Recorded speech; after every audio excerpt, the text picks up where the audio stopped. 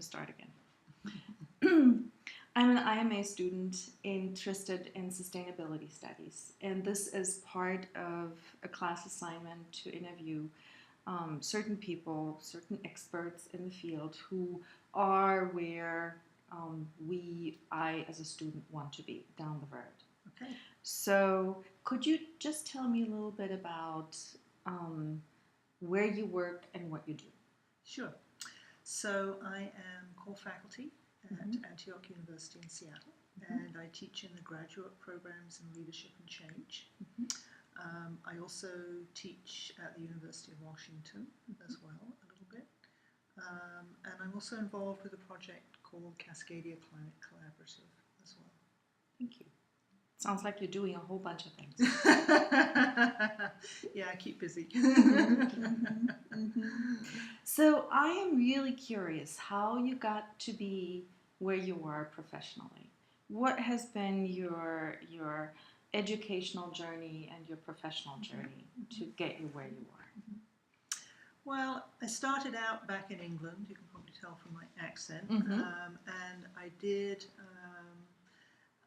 first of all, I did a bachelor's degree in biochemistry at Sheffield University in England, and then I went on and I did a doctorate also in biochemistry at Oxford University, and I did that because I really wanted to study how life works. And I wanted to understand how nature worked, how natural systems worked.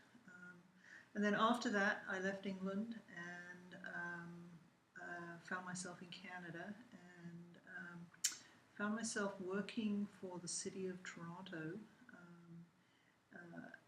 in the public health department, working on environmental policy and specifically on environmental health policy. And after a couple of years doing that, the mayor came to me one day and said that he wanted a local government environmental office set up as part of the City of Toronto and asked me to head that up. So I did that for about 8 years, and then I moved to Ottawa, in the capital of Canada, and set up my own environmental policy consulting company and did policy consulting for federal agencies in Canada and international agencies, and a little bit in the US as well. And then when I was in my mid-40s, I kind of got a bit bored with that and decided to go back to school, and I did a master's degree at the California Institute for Integral Studies in cultural anthropology and social transformation.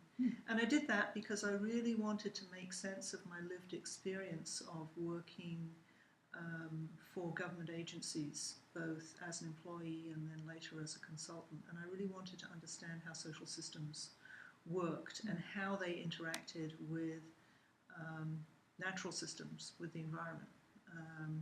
And so I did that, and that was great, and I graduated from that program in 2002 and saw the job core faculty position at Antioch Seattle advertised and applied for it, and have been in Seattle ever since. Interesting. So in terms of but you have a real multidisciplinary background.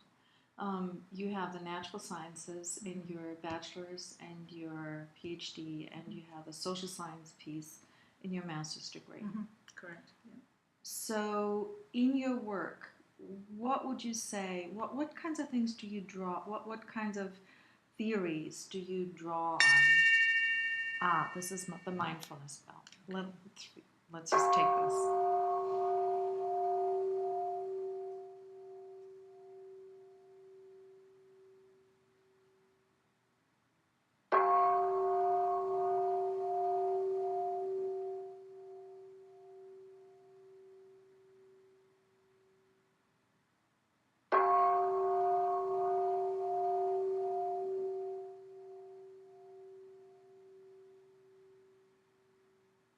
All right.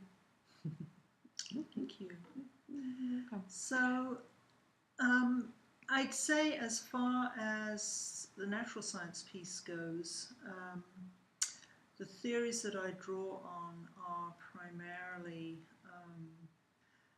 thinking about how ecosystems work. So systems thinking as applied to ecosystems. And I've always tried to think about natural systems, think about the environment in terms of natural systems. And in particular also as the realization that we as human beings are embedded in the environment. You know, when we use the word environment, we often think of it as something outside ourselves. Mm-hmm. That's what environment means, mm-hmm. is our surroundings, something we are apart from. But the truth is that we are part of the environment, mm-hmm. and it is part of us. Mm-hmm. So I don't know if that's we are the environment. We are the environment, exactly. I don't know if that's a theory or not, but it certainly informs my thinking. Mm-hmm. From the other side, from the social science side, if you like, I've always been interested in looking at how we can advance sustainability. Mm-hmm. Because let's face it, we're in deep trouble here. Mm-hmm. You know, we've got the climate crisis, we've got toxic chemicals, we've got pollution, we've got biodiversity loss, all kinds of environmental problems. Mm-hmm. So my focus has always been on how can we help to build a more sustainable society. Mm-hmm. And within that context, I think that the whole theory around social constructionism is really central to me, mm-hmm. that social change, the sort of change, cultural change, the sort of change that I'm talking about, that is not change imposed from the top down, but is more a co-created, co-constructed change, requires an approach of working together. It requires collaboration. And so the whole way of thinking, the whole social construction theory deeply informs my work, mm-hmm. I would say. Mm-hmm. Mm-hmm. So what kinds of books would you recommend about social constructivism? Well, the original book on social construction was written by Gergen, mm-hmm. And I'm blanking out on his first name, of course. Kenneth, thank you. Mm-hmm. And it's called Invitation to Social Construction. And we're just reading a couple of chapters. Terrific! Okay, very synchronous. Mm-hmm. Yeah, I guess another theory that I would mention, if I can go mm-hmm. back a little bit, would be the whole idea of learning from our experience. Mm-hmm. And again, I don't know if that's theory or not, but we would call it an Antioch-Seattle reflective practice. Mm-hmm. And of course, it's very much, experiential learning is very mm-hmm. much an Antiochian mm-hmm. tradition. Mm-hmm. So that would be Kolb's work. David Kolb. Kolb a little bit, mm-hmm. yeah, but in particular Donald Schoen's work, okay. actually. Mm-hmm. And his work is applied a lot to adult learning. Mm-hmm. So, well, as is Kolb's, of course, but Donald Schoen's notion of the reflective practitioner mm-hmm. Deeply informs our work and how we can learn from our lived experiences mm-hmm. about change, about anything, about sustainability. Mm-hmm. Mm-hmm. So we have two theories already, or books. What about in terms of in terms of sustainability and the environment and change? Yeah. Is there another? For that, I would say, you know, really, I think I go back to Fritjof Capra's work, and to some extent Donella Meadows' work. Mm-hmm. Both of them, in their different ways, really explored this terrain of the natural world as ecosystem, and Donella Meadows, at least, the sustainability piece. And there are two articles of hers that I always recommend to my students, and we use them. One is called Dancing with Systems, and the other is called Places to Intervene in a System. And they don't necessarily they actually refer to social systems, but you can apply them very generally. That's very helpful. What about, were there certain theories or directions from your graduate studies at CIIS having to do with integralism that are also informing your work? A little bit. Are you referring to Ken Wilber's integral theory? Maybe that, or Sverre Vindø, or anything integral. Yeah. Not really so much. You know, I think for myself, the whole developmental cycle, the developmental, has been something that I really haven't explored, and it's always kind of been, I've always thought, well, it's something I probably should go into. I mean, I know what integral theory is, and I use a little bit of Ken Wilber in particular when I teach, but it's not something that I can say has really been fundamental to my work. Mm-hmm. Okay. This is helpful though, in terms of the fields that you're drawing on and the theories that you're drawing. So, are there certain journals that you read on a regular basis, or are there certain journals where you find articles typically that are really useful? Yeah, well, there's a ton of sustainability journals out there. Of course, right now. I mean, when I started, there was no real discipline of environmental studies or sustainability, and of course, the world's quite different now. So it really depends on what one's particular interest is. You know, my interests over the years, I started out working a lot on health and the environment, environmental health, and of course, as you know, I've written a book about that. And there's a lot of environmental health journals. So the Journal of Environmental Health Perspectives is probably the best known. I also use one called New Solutions, Journal of Environmental and Occupational Health Environmental Policy. And then there's all of the sustainability ones, which are really more generic. There's one called Eco Health that's published out of Canada that is all about ecosystem health. And I used to be an editor of that journal many years ago. So, you know, I'd say there's a lot, and it really depends on particular interests, if it's policy, if it's science, if it's water quality, if it's you know, biodiversity, whatever it is. There's a lot of journals out there right now. Yeah, probably more than I could ever read. Yeah. Or anybody that anyone could ever read. Yeah, completely. So, what do you find to be the best source to put your fingers on latest developments and directions? Yeah, quite frankly, it's probably not peer-reviewed literature. Although some of the journals are now, as I'm sure you know, are putting in like editorial sections or commentary sections, and that are very different from original scientific research, and they can be helpful. Or they're doing special editions on particular topics, and that can be good. But generally, you know, that there are a lot of sustainability listservs out there that will tell you often what's going on and what the latest studies are. There's a great news feed called Environmental News Services, and there's one called Above the Fold, and they're all free, and they often focus on the latest science and its implications for policy, that science-policy interface, which is really important. So, so those are great sources, and then there are various listservs as well that folks can get onto if they're interested. There's a lot of free information out there on the web, and you know, you have to look at the sources. Sometimes it's reliable, and sometimes it isn't. Right. But you know, environmental health news is, and many of the other feeds, you know, are completely reliable in terms of news and information. Yeah. What about conferences?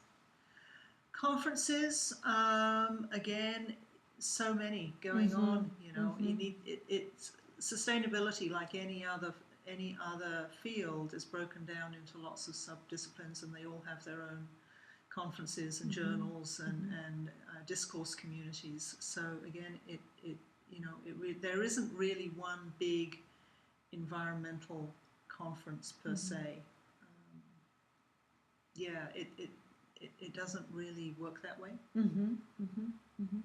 So, do you still go to conferences, and do you use conferences as a source to network and stay up with the contemporary issues? To some extent. You know, about a month ago, I spoke at a conference here in Seattle on environmental justice and the commons, what's called the commons, which is basically the common resources that we all share: air, water, land, and so on. So yeah, I mean, those are helpful. At that conference, I found out about a huge new canal that's being dug that will be competing with the Panama Canal in the next 10 years, and its environmental effects. I'm also have been involved with the American Association for the Advancement of Sustainability in Higher Education, which is quite a mouthful. Yes, it is. And they have a big annual conference. And yeah, so conferences are important, I think, especially for people who are entering into the field. Right. Either to go as a participant or do a poster session, or if you've got some research, submit an abstract and see what happens. They are great for networking, particularly at coffee breaks. Right, that was going to be my next question. Was suggestion about networking, how to go about building a network. Yeah. Local universities are great. Find out who's doing what at a local university or community college, and just go and talk to them and ask them what they're doing. In my experience, people love to talk about what they're doing. You're asking me about what I do. Right. And I love to talk about what I do. Everyone loves to talk about what they do. So just go and ask people what they do. And by and large, they'll tell you. And if you go with reasonable questions, and if you're prepared, you've done a bit of background research and you know what this person is and generally what they're doing. So also volunteering. That's another great way of networking. Volunteering for nonprofits. In my career, I've worked with, I don't know, maybe 50 environmental nonprofits, maybe more, I don't know. Volunteering with them, many of them are looking for people to sit on their boards of directors, which isn't usually a whole lot of work. But volunteering, and that's also very good for building a resume. Lots of volunteer experience. So going to conferences, finding out who's doing what at local universities and colleges, volunteering, certainly reading online. I'm a big fan of Google Scholar and even just straight Google. And there's just so much information out there that you can find out about. Yeah. Right, and that's part of the issue, that there's so much information that it gets to be overwhelming, right? It is, yeah. And so how do you reduce it? How do you discern what's important and what isn't? That's a really good question. And I think a lot of it is being clear on what's your intention, what's your purpose, what is it that you are looking for. And of course that can change over time, because the more you find out, you might get steered in a different direction. Just whatever your own inner calling is to follow. And that's great, and I always encourage my students to do that. I mean, to change what it is if they feel called to do that. So it's really just following your nose, I think, and following what has heart and meaning for you. And once you see the same information coming back around and you're reading about it in several different places, and you think, oh, I just read about that last week in this journal, or I talked to somebody about this, then you'll know that you're kind of on solid ground. And maybe that's also the beauty of a network, that when there is so much out there to talk through with peers and with others about what they find to be important, and to process some of the confusion that maybe arises when there is so much information that is coming. Yeah, exactly. Professional associations is another one, and I don't mean kind of stuffy, disciplinary bound professional associations necessarily, although they can be good too, but often there are professional networks on particular topics. We have something here in the Seattle area. There's an association, it's called Northwest Environmental Professionals, and they go out and they have drinks parties and they go out to dinner and whatever. It's kind of as much a social thing as anything else.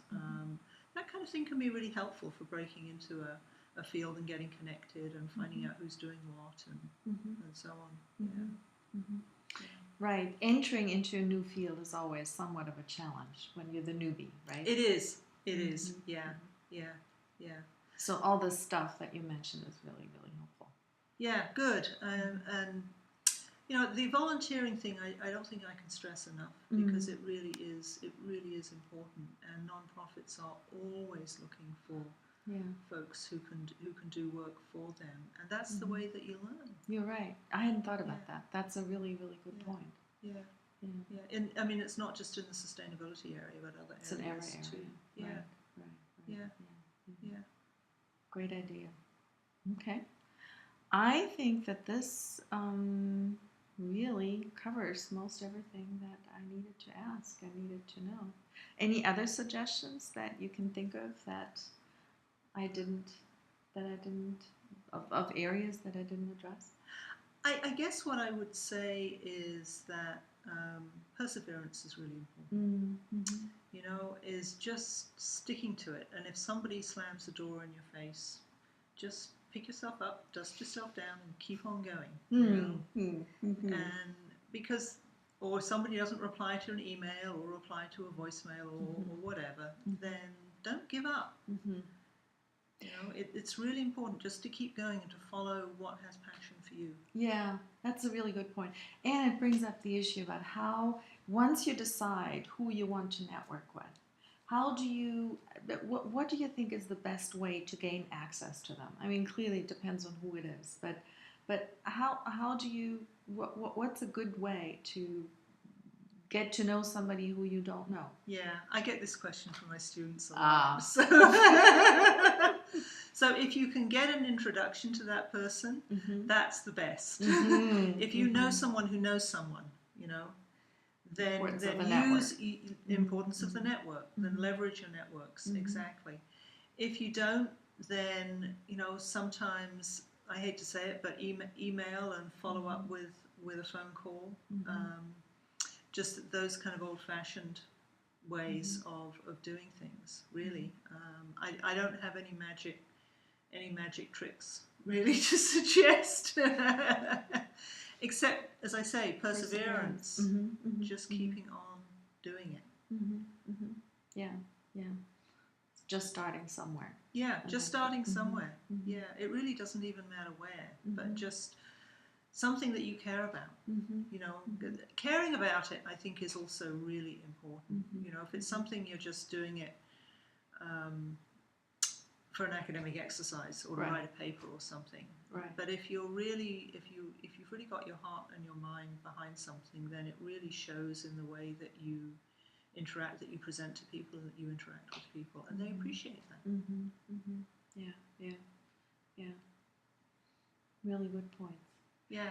And whoever you pick is not the only person in the field, which brings us back to the perseverance. If your door gets slammed with one person, then that doesn't mean that the next person will do the same thing. Exactly. So frustration tolerance and resilience is really important. Yes. In graduate school in general. In life in general. In life in general. This is true. Yeah.